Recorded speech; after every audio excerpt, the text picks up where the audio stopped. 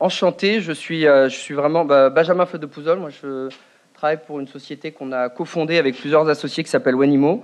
Et je suis vraiment particulièrement ravi d'animer cette table ronde aujourd'hui sur l'immobilier.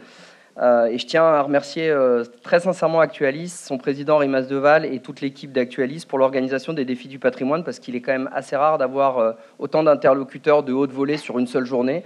Donc sincèrement, merci à eux et j'espère que ça perdurera dans le temps, parce que c'est vraiment un événement qui permet d'avoir tout un tas d'expertises concentrées sur une seule journée. Donc merci à eux et bravo pour l'organisation. Le thème aujourd'hui, tous à la campagne, quel impact pour l'immobilier ? Donc plus généralement, nous allons aborder ici les conséquences de la crise Covid sur l'immobilier professionnel dans son ensemble et peut-être même aborder le variant Omicron qui fait parler beaucoup de gens en ce moment et qui fait bouger les marchés financiers. Est-ce qu'il en est de même et sur le marché de l'immobilier? Est-ce qu'on va avoir des inquiétudes sur ce marché à cause de ce variant? Donc pour nous aujourd'hui, ce sera plutôt la variante Omicron, plutôt que le variant Omicron pour cette table ronde. Merci. C'est travaillé hier soir tard, mais c'est travaillé. Donc, pour commencer, nous avons le plaisir d'être en parité, puisqu'il y a eu un changement de dernière minute. Monsieur Loïc Hervé a été remplacé par Laetitia Bernier de Perial Asset Management, directrice marketing. On va se présenter, je vous laisserai 2 minutes après pour vous présenter, vous et puis votre société. Nous avons, toujours en commençant par les dames de chez Keys Asset Management, Claire Flurin, directrice de la recherche et développement et de l'innovation, c'est ça? Bon. Aestiam, Alexandre Claudet, président, c'est plus rapide à dire. Voilà. Et enfin, pour Sogénial Immobilier, monsieur Jean-Marie Souclier, directeur général. Donc honneur aux dames, et je vais commencer par vous, Laetitia. Donc si vous pouvez nous présenter, vous présenter éventuellement, et puis présenter Perial Asset Management en 2 minutes. Donc je suis Laetitia Bernier, directrice marketing de Perial Asset Management. Perial Asset Management, pour ceux qui ne la connaissent pas, nous sommes une société indépendante créée il y a 55 ans. Nous gérons aujourd'hui 5,3 milliards d'actifs sous gestion au travers de plusieurs fonds, 4 SCPI, notamment PFO, qui est une SCPI diversifiée d'un point de vue typologique et géographique, avec 35% de son patrimoine hors de France aujourd'hui. PF Grand Paris, qui investit dans le Grand Paris et notamment dans le bureau, qui a passé le cap d'1 milliard de capitalisation, qui génère son dernier rendement annuel est de 4,53. PFO2, 2,3 milliards de capitalisation, qui est la SCPI référente en termes de labellisation ISR. Je crois que vous aviez une thématique. Ça reboucle ISR avec la thématique juste avant. Juste avant, donc j'ai vu le titre, donc je me permets de le rappeler. Nous y gérons essentiellement des immeubles de bureaux en France et en Europe, avec une notion de safe building, on y reviendra tout à l'heure. PF Hospitalité Europe, une SCPI 100% européenne, investie hors de France uniquement, spécialisée dans l'immobilier d'accueil et qui répond aux besoins sociaux et sociétaux que nous avons lancés en fin d'année dernière. Et enfin, nous gérons une SCI qui s'appelle Perial Eurocarbone, accessible via des contrats d'assurance vie, qui est un fonds immobilier labellisé ISR et dont la stratégie bas carbone est alignée sur les objectifs de l'accord de Paris. Son objectif est de maîtriser, d'éviter et de réduire, et ensuite de compenser, si on n'a pas réussi à éviter et réduire, les consommations d'énergie. La particularité de Perial Asset Management sur ces fonds, c'est que 100% de nos fonds sont aujourd'hui engagés dans une démarche ESG, Best in Progress, ce qui veut dire qu'on s'engage à améliorer la performance extra-financière de chacun des actifs de nos fonds. Donc on associe à la fois les performances extra-financières et les performances financières. Merci Laetitia. Pour continuer dans l'ordre et puis honneur aux dames, donc Claire, présentation de qui vous êtes, votre vie, votre œuvre, et Keys bien évidemment. Merci Claire Flurin, vous m'entendez correctement, oui. Donc je suis directrice R&D Innovation chez Keys Asset Management. Keys Asset Management, c'est le groupe fondé en 2011 qui détient la société de gestion Keys REM, agréée par l'AMF, créée en 2016. On gère 140 immeubles, à peu près 1,6 milliard d'actifs, donc on est beaucoup plus petit que certains autres. Néanmoins, on aime bien dire gros parmi les petits. À titre d'illustration, on a investi en 2020 246 millions d'euros en immobilier. On est spécialisé sur des produits immobiliers. En 2021, on a mis le focus sur 2 produits. Un fonds de capital investissement qui s'appelle Keys Exploitation 2, qui est aujourd'hui clos, puisqu'il a atteint ses objectifs de collecte, mais qui donnera suite à de prochains fonds. Il est spécialisé dans l'investissement dans des sociétés d'exploitation immobilière. Et puis, notre fonds flagship, Keys Sélection, qui est un fonds ouvert, une foncière immobilière, qui va frôler les 800 millions d'euros d'actifs sous gestion en fin d'année, avec une trentaine d'actifs environ. Nos actifs se répartissent dans la France entière, plutôt en région qu'à Paris, et puis dans les grandes villes européennes. Donc je disais, on est spécialisé dans l'immobilier chez Keys, ce qui veut dire qu'on s'organise en 2 piliers. Évidemment, la collecte et le cerveau financier de la société qui s'adresse principalement à des investisseurs professionnels avertis, mais aussi le pilier immobilier qui est dédié à l'identification, développement, financement et gestion de nos actifs immobiliers. Donc ce métier principal, c'est d'être propriétaire, avec la petite particularité chez Keys qu'on a intégré quasiment dès la création de l'entreprise, le property management, donc la gestion technique de nos immeubles. On est en prise directe avec nos utilisateurs. Et puis, assez rapidement, une capacité de développement qui nous permet de développer, redévelopper des actifs ou des fonciers. On y revient. Enfin, s'il y a sur le détail après dans la présentation ou... Non, il y a encore. On va revenir dans le détail. Oui, on va revenir après parce que c'était. On devait faire court, succinct sur les présentations. Moi, j'ajoute deux caractéristiques pour rebondir sur ce que vous venez de dire. On est aussi investisseur responsable. Notre fonds flagship KS est labellisé ISR depuis la sortie du label. Tous nos fonds pratiquent la notation ESG contraignante, Best in Class ou Best in Progress. Et puis, on a intégré dans les équipes la recherche et développement que je représente et que j'anime, qui s'intéresse principalement à l'analyse des usages et des mouvements sociétaux pour inspirer les exploitations qui drivent la valeur de nos actifs. Ça, c'est très différenciant par rapport à d'autres départements de recherche qui mettent plus d'efforts sur l'analyse quantitative et économique. Merci. C'est juste parce que je pense que la salle va avoir notamment les conséquences de la crise Covid et vos anticipations sur l'année 2021. Donc, il y a quand même pas mal de questions, si on veut tenir le timing. Alexandre, du coup, Estiam.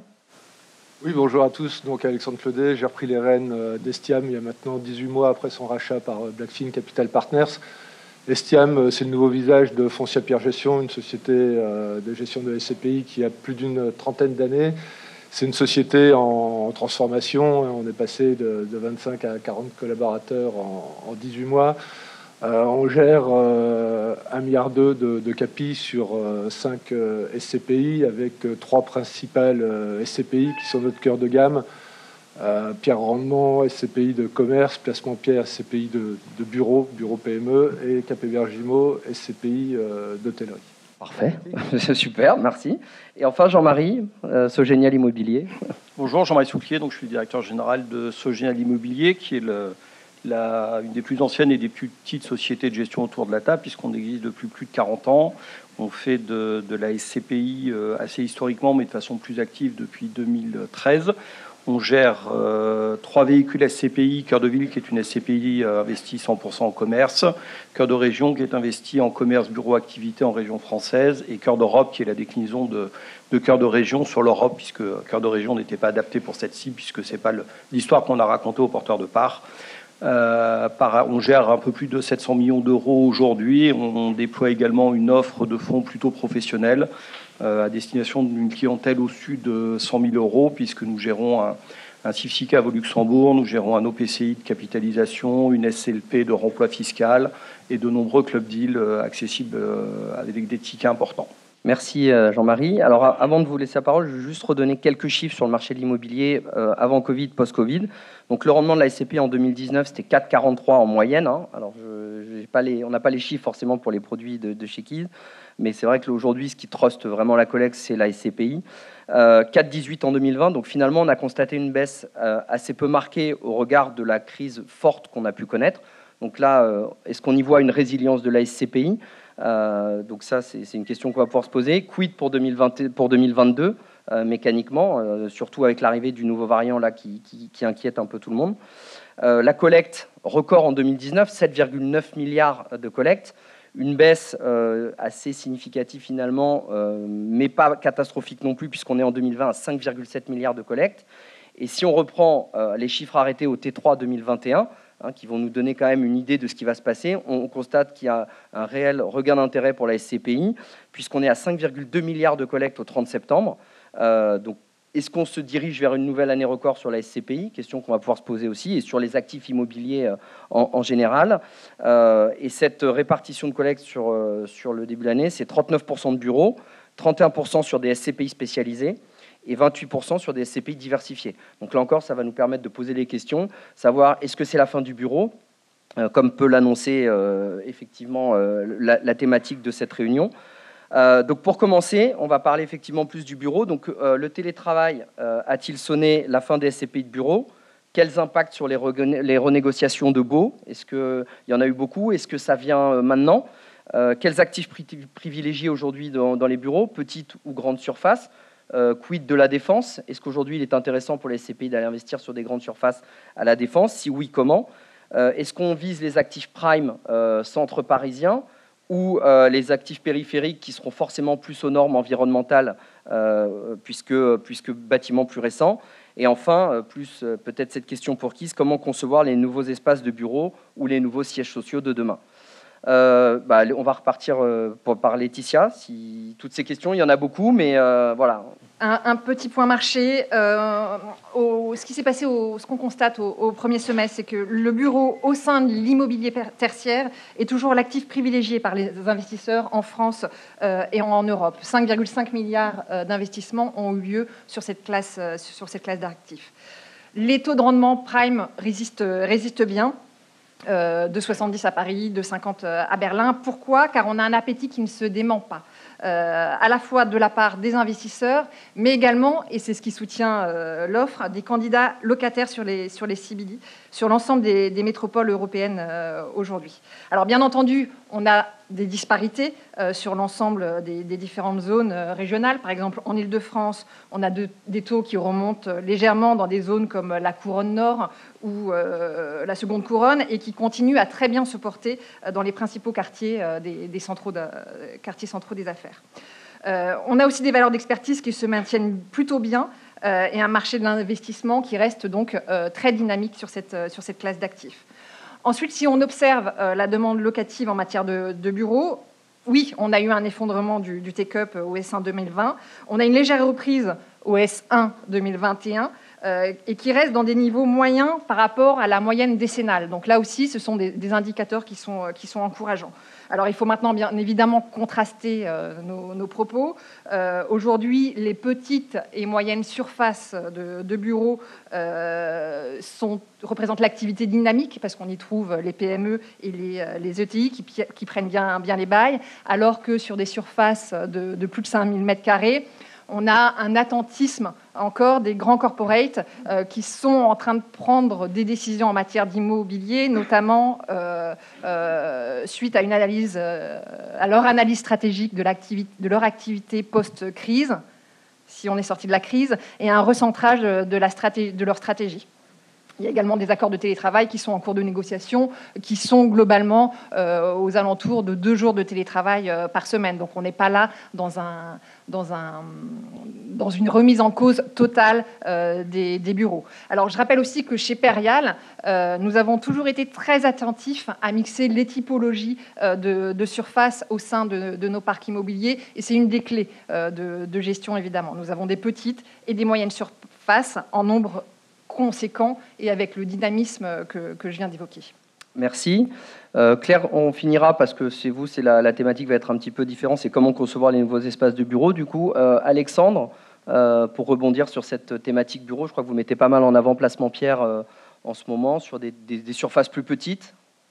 Oui, effectivement. Alors c'est vrai que quand on parle de bureau, bien sûr, tout de suite le télétravail vient à l'esprit.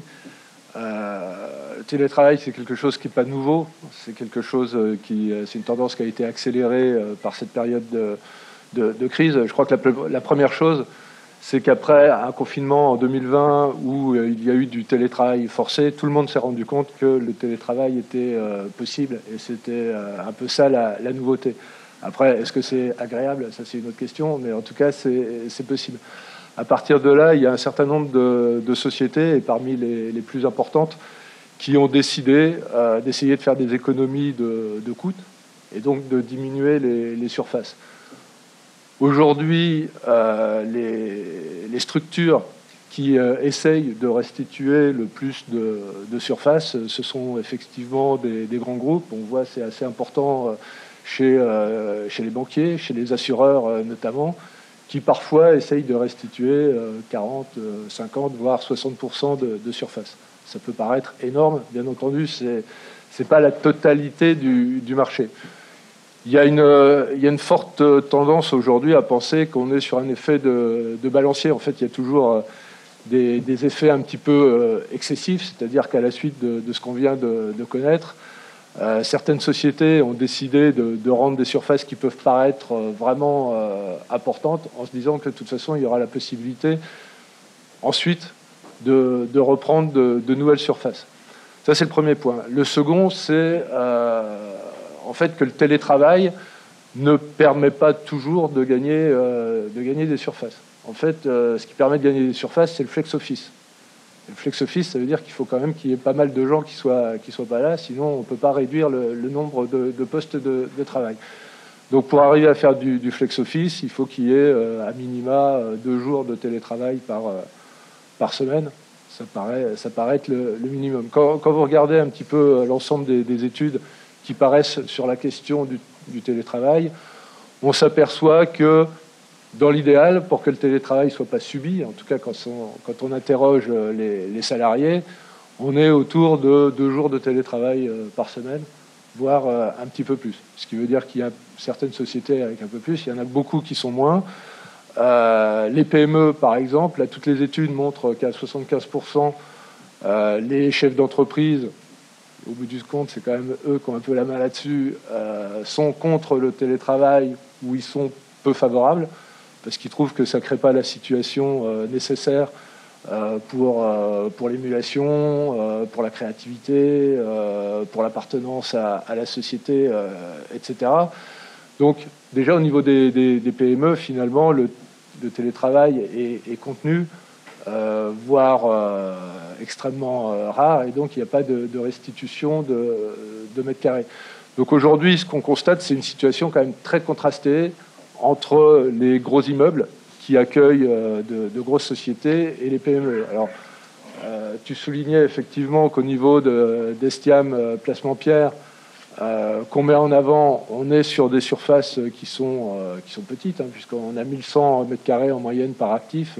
Quand vous regardez les grosses SCPI de bureaux de la place, on est plutôt sur du 3500, 4000, voire plus.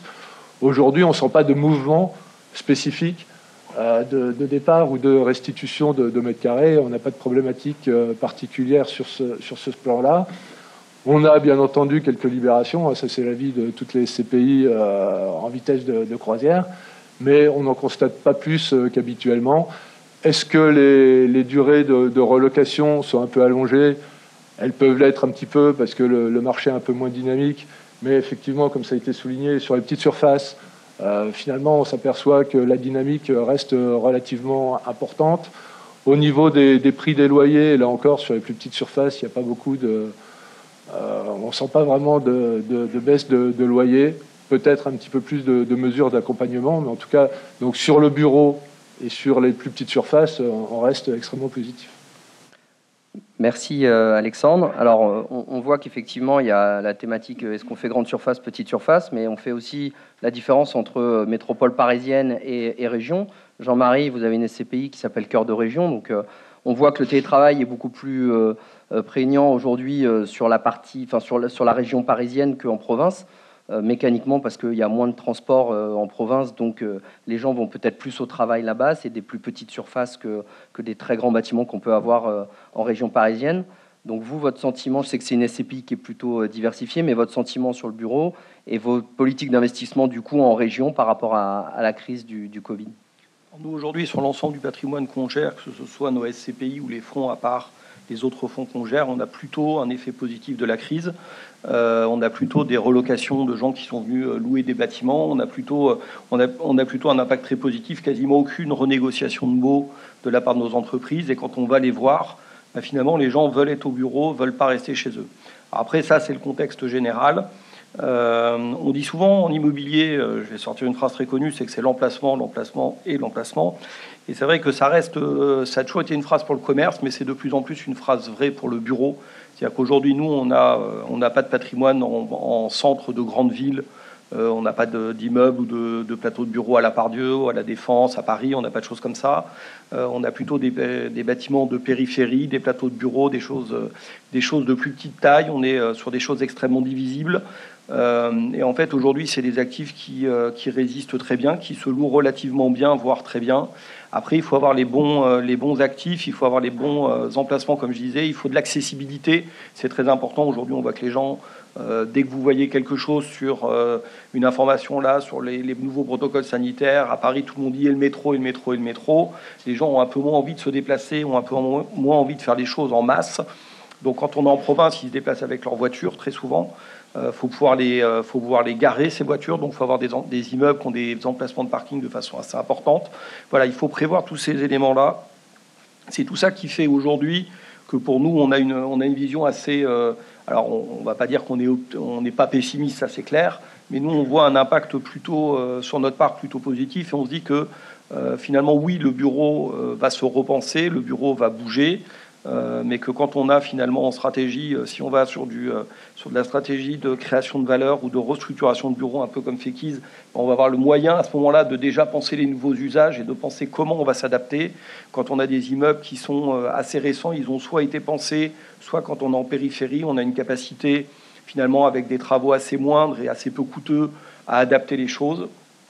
Et après, il y a peut-être un peu plus d'interrogations sur certains grands immeubles qui sont moins adaptés.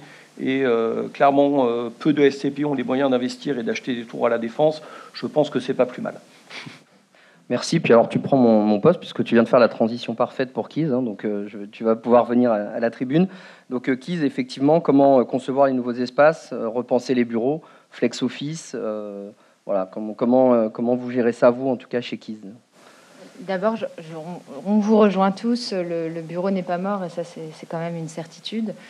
Néanmoins, je pense que dans les changements que la crise ont exacerbés, il n'y a pas que le télétravail. Le télétravail est une grosse composante, mais on remarque aussi la part prépondérante de la qualité de vie au travail et de l'importance du cadre de vie, la recherche de liens humains par les utilisateurs, donc locataires de nos actifs, les besoins en mobilité qui deviennent importants. Alors effectivement, la voiture est encore présente en région, mais les mobilités douces deviennent un élément de discussion central dans les prises à bail. Et puis, la façon dont un immeuble reflète les valeurs d'une entreprise ou permet une collaboration plus assidue, etc. Donc finalement, je crois que, enfin, vous l'avez tous dit, il y a certaines caractéristiques qui ne changent pas, qui sont peut-être devenues un peu plus importantes. La centralité de l'emplacement, et centralité pour nous ne veut pas forcément dire CBD. La ville quand même se développe avec de multiples centralités dans les quartiers et dans les périphéries, et le bureau est un acteur en fait de cette centralité, et j'y reviens tout de suite.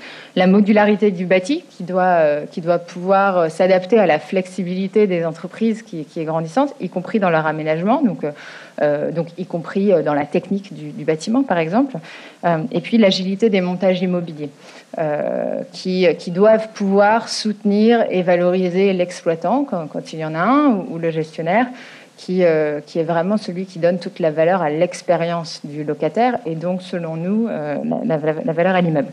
Maintenant, à côté de ça, je dirais, ce qui nous intéresse chez Keys, c'est la décentralisation du bureau qui n'est plus un espace de travail, mais qui devient des espaces de travail.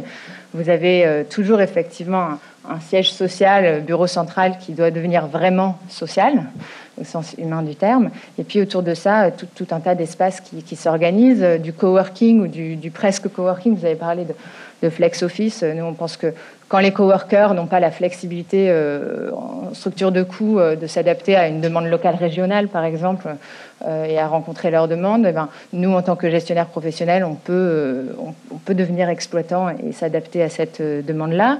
Vous avez des lieux des espaces de travail partagés qui sont moins formels que les coworking, qui sont les cafés coworking ou les tiers-lieux, qui se développent beaucoup en région et beaucoup en périphérie, qui sont un élément important de ce maillage.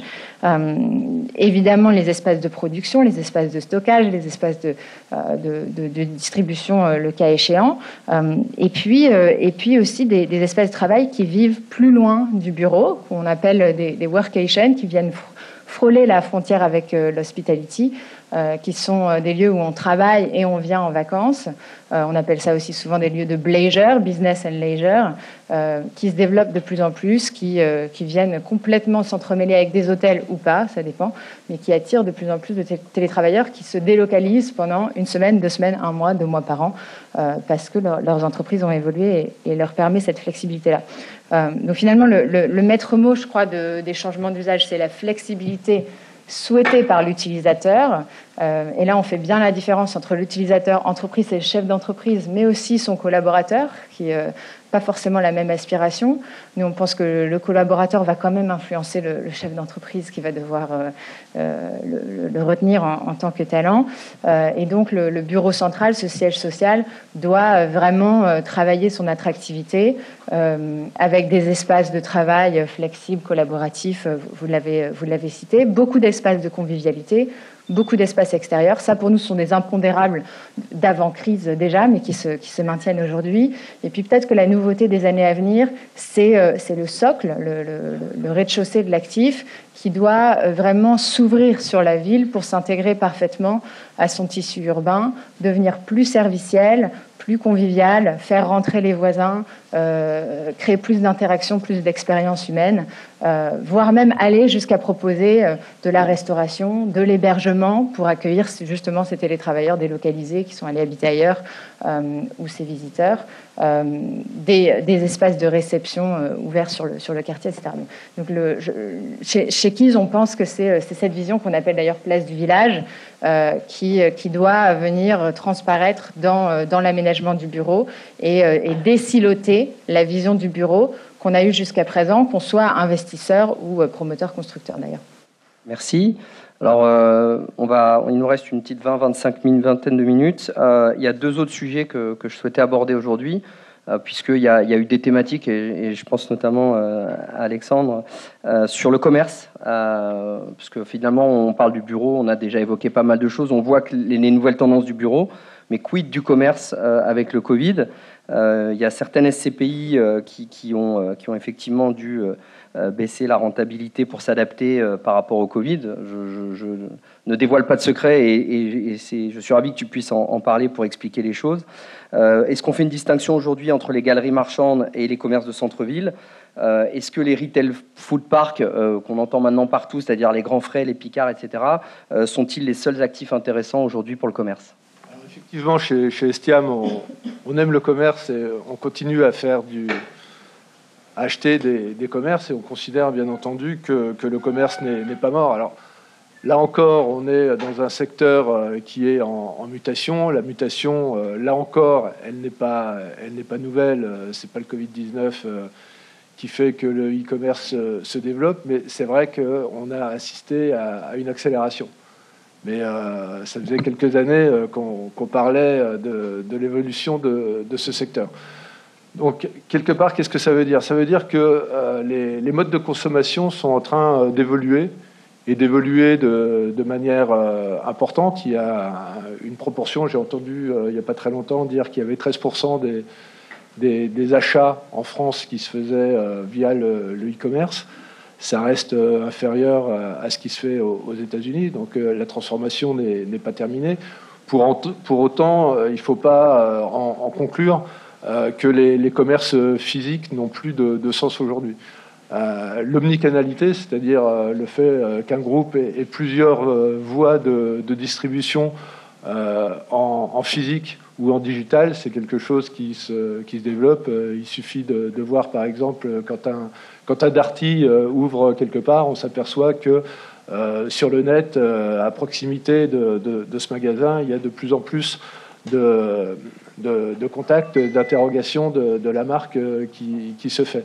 De la même manière, pendant la période de confinement et quand les magasins étaient fermés, il y a un certain nombre de petits commerces qui ont réussi à passer cette période en s'ouvrant au e-commerce, souvent d'ailleurs par l'intermédiaire de grandes plateformes, que ce soit Amazon ou d'autres. Et donc on s'aperçoit qu'il y a un mix qui se met en place. Ça déjà pour dire qu'au niveau des différents chaînes de magasins ou de commerces indépendants, les uns les autres s'adaptent. Ensuite, on s'aperçoit qu'un certain nombre de commerces ont bien tiré leur épingle du jeu. C'est le cas notamment des retail parks. Les retail parks, donc, c'est tous les commerces de périphérie qui sont des modèles un peu plus légers en coût pour les exploitants et qui ont été plutôt rassurants pour les clients, qui sont d'ailleurs revenus en masse dès que les magasins ont ouvert à la fin du printemps. Donc on regarde toujours cette classe d'actifs en étant extrêmement sélectif. C'est-à-dire que quand vous regardez un retail park, bien entendu, il s'agit de regarder déjà le bon retail park, c'est-à-dire que celui qui a une vraie dynamique dans une commune, et puis regarder également les secteurs d'activité dans le commerce qui ont le vent en poupe et qui sont peu concurrencés par Internet. Mais vous avez des secteurs comme le bricolage, comme le déstockage de marques. Enfin, il y a plein de commerces qui continuent à se développer. L'autre point intéressant, c'est qu'on constate qu'il y a en fait un ajustement au niveau des rendements qui a démarré à partir de 2018-2019. Donc les rendements du commerce ont un peu remonté pour avoir une tendance plutôt à se stabiliser aujourd'hui, en 2021. Et sur ces bases de rendement qui sont supérieures à celles du bureau, le commerce, bien choisi, continue de présenter un intérêt. Bon, ensuite, pour rebondir sur ce que disait Benjamin tout à l'heure sur les rendements des CPI, bien entendu, les CPI de commerce ont plus souffert que les CPI de bureau en 2020 et même en début 2021. C'est pas étonnant. D'un côté, vous aviez des entreprises qui continuaient à fonctionner, d'autres qui étaient fermées. Bon, je pense qu'aujourd'hui, et malgré le fait que la pandémie perdure, mais avec les avancées qu'on connaît, notamment en termes de vaccination, on ne devrait pas... Je m'engage un petit peu, mais je pense qu'on ne devrait quand même pas retrouver de fermeture importante de commerce.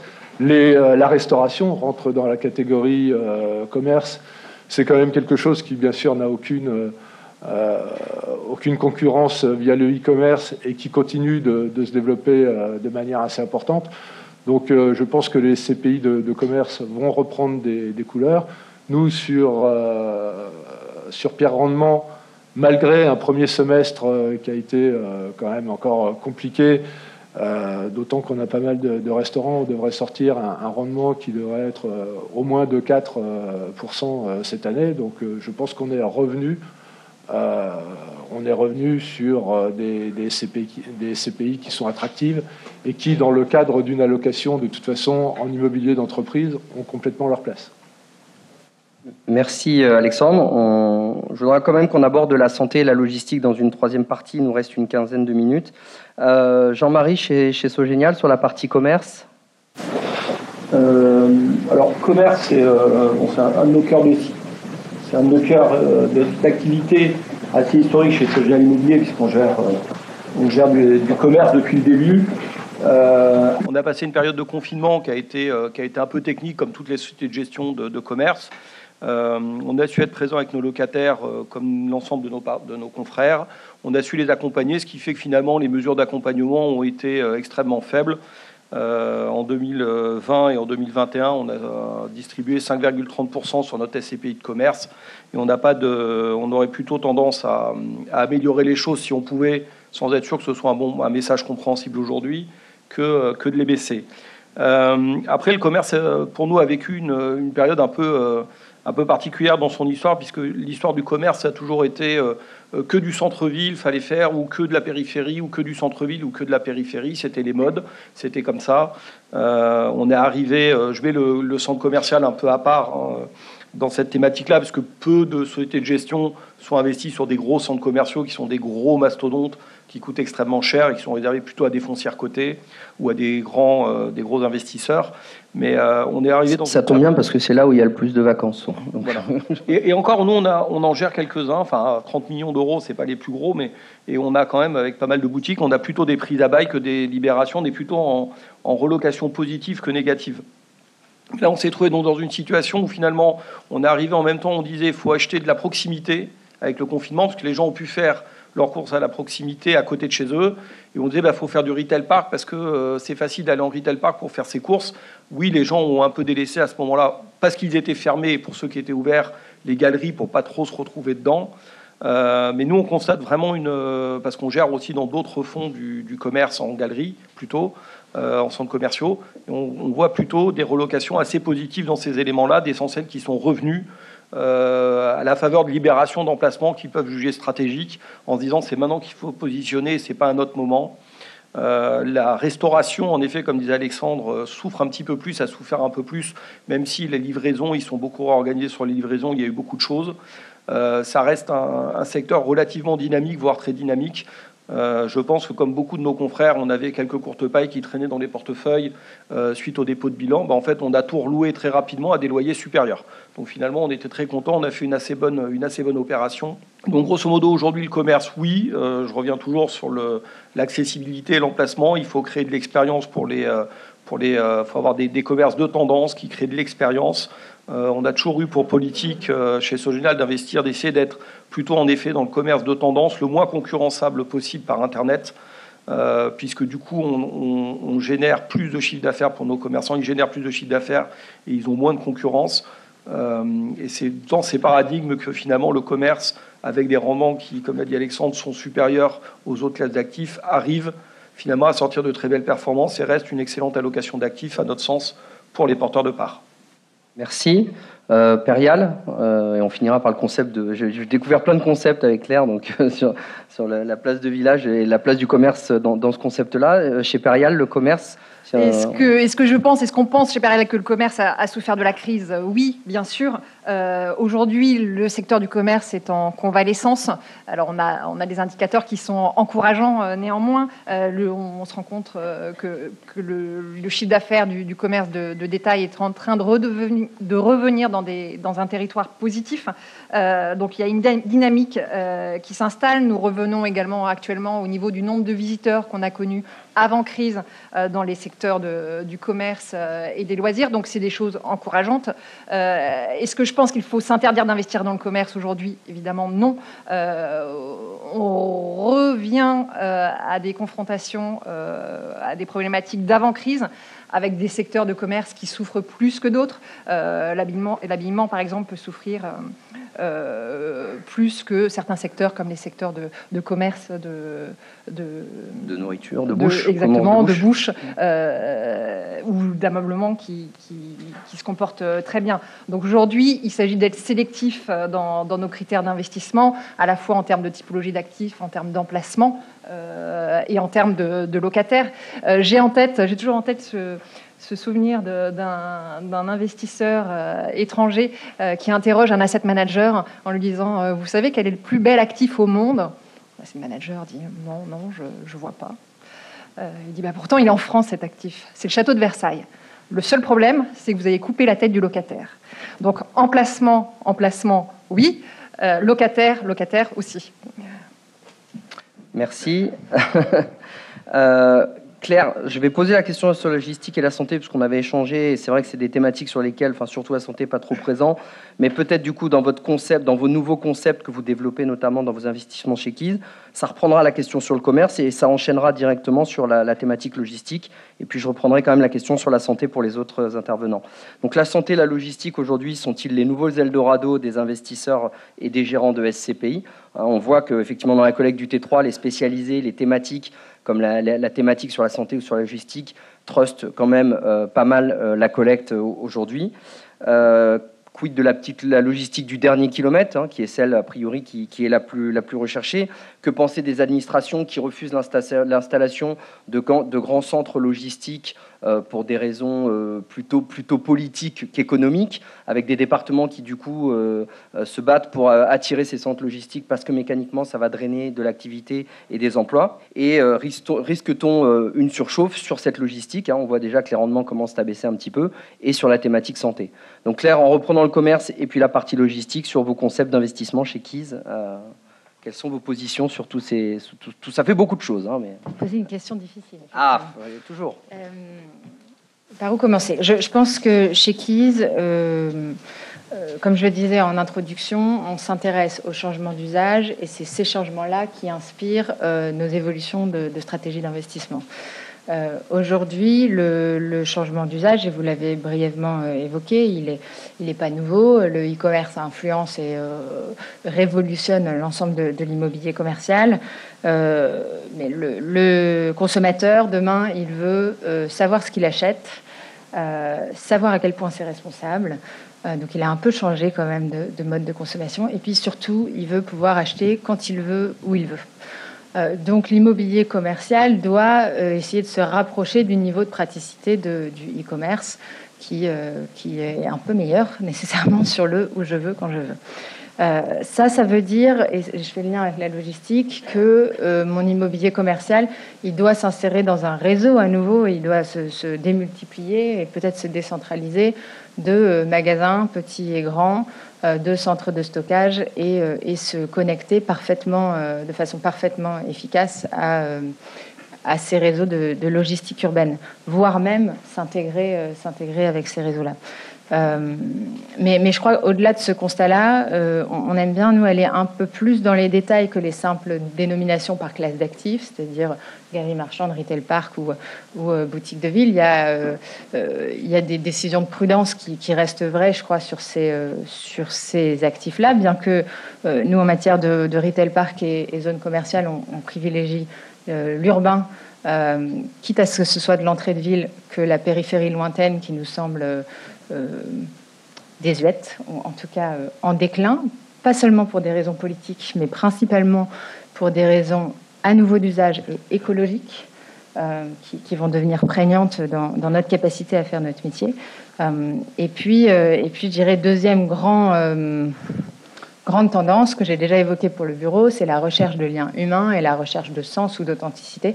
Et ça nous mène effectivement à une vision qu'on appelle place du village, donc que j'ai évoquée pour le bureau. En fait, on considère que le commerce doit revenir un peu ce lieu d'échange dans lequel on va non seulement chercher ses produits et ses provisions, mais on va aussi participer à la vie locale. On va se renseigner, on va participer à un événement culturel, on va échanger, observer. C'est que ce soit à nouveau un retail park en entrée de ville, une place commerciale en centre-ville, ou en centre-bourg, on y vient chercher un peu le pouls de la ville. Et donc finalement, la place du village de demain, c'est quoi ? C'est un mélange d'activités marchandes et non marchandes. Et le non marchand est absolument essentiel pour créer l'authenticité de l'expérience. C'est un endroit où on se rend, comme je disais, pour tout un tas d'activités. Donc c'est un endroit multifonctionnel, dont les fonctions sont évolutives dans le temps. Et puis c'est un endroit unique où il se passe toujours des choses, mais ce qui s'y passe est différent de la place du village d'à côté.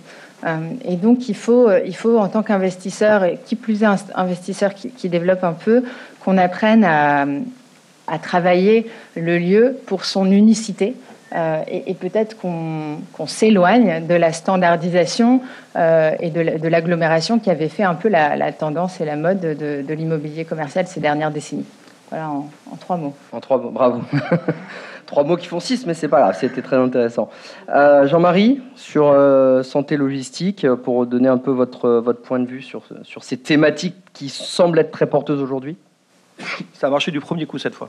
Bravo. Santé logistique, 2 thématiques en effet très à la mode en termes de collecte. On le voit bien avec les succès de SCPI comme Carval Santé, comme la SCPI Activimo d'Alderan.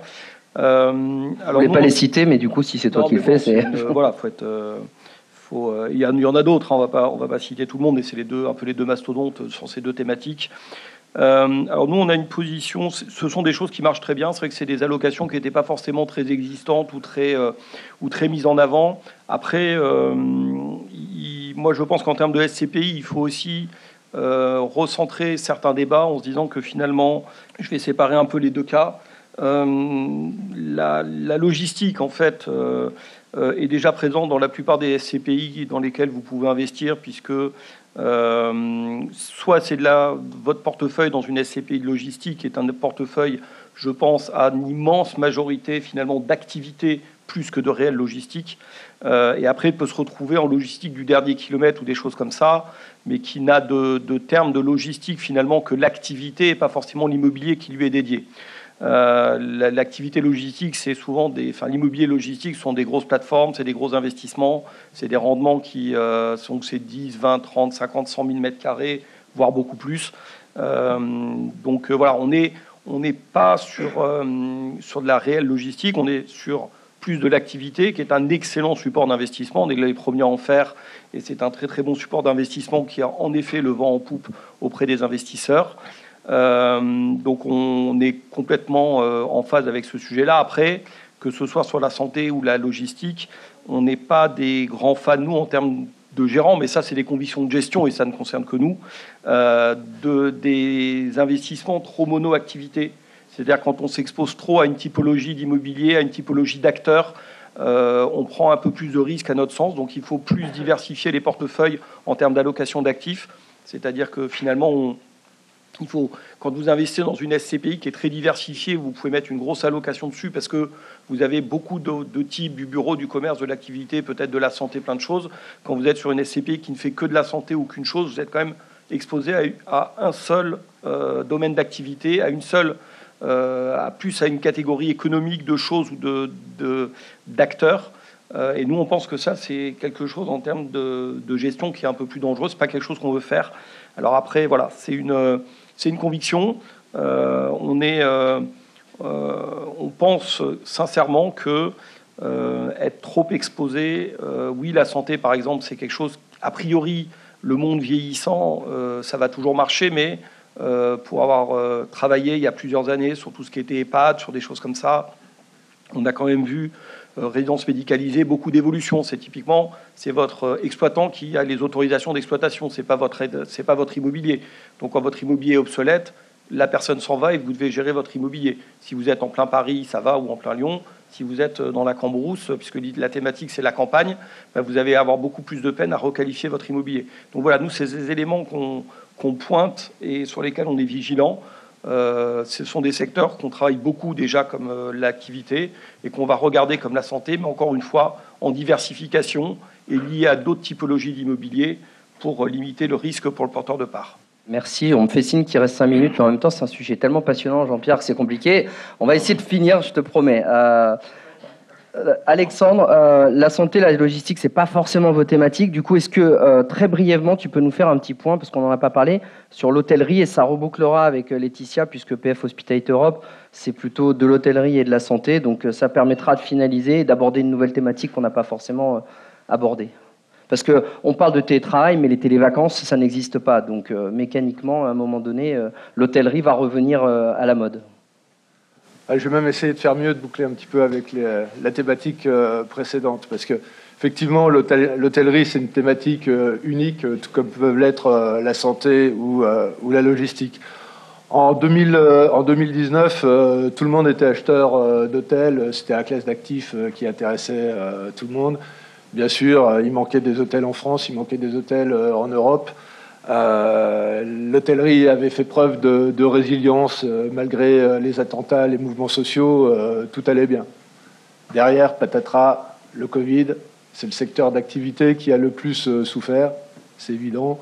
Quand vous avez des confinements, quand vous avez des interdictions de déplacement, quand vous avez tout ce qui a accompagné la pandémie, ça fonctionne plus. Et vous avez des hôteliers d'un côté qui doivent payer un loyer et qui ont zéro rentrée avec aucune capacité à rattraper les nuits perdues, puisque c'est pas comme dans le commerce où on peut toujours acheter un petit peu plus tard ce qu'on devait acheter avant. Là, c'est perdu. Donc c'est vrai que c'est un secteur qui a souffert, c'est un secteur qu'il a fallu accompagner et qui redémarre aujourd'hui. On s'aperçoit que ça va nettement mieux, on s'aperçoit que grâce à l'accompagnement que l'on a, accompagnement de l'État, mais accompagnement des propriétaires, il ne faut pas l'oublier, parfois de façon importante.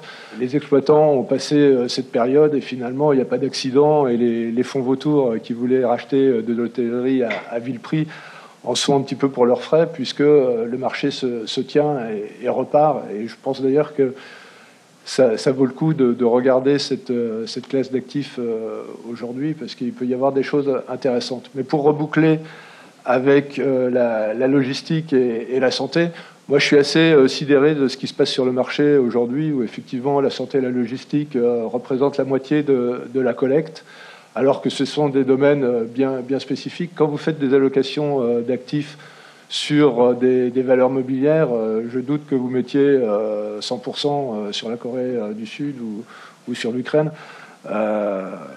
Enfin, peut-être que la comparaison est un peu osée, mais en tout cas, vous mettez une part importante.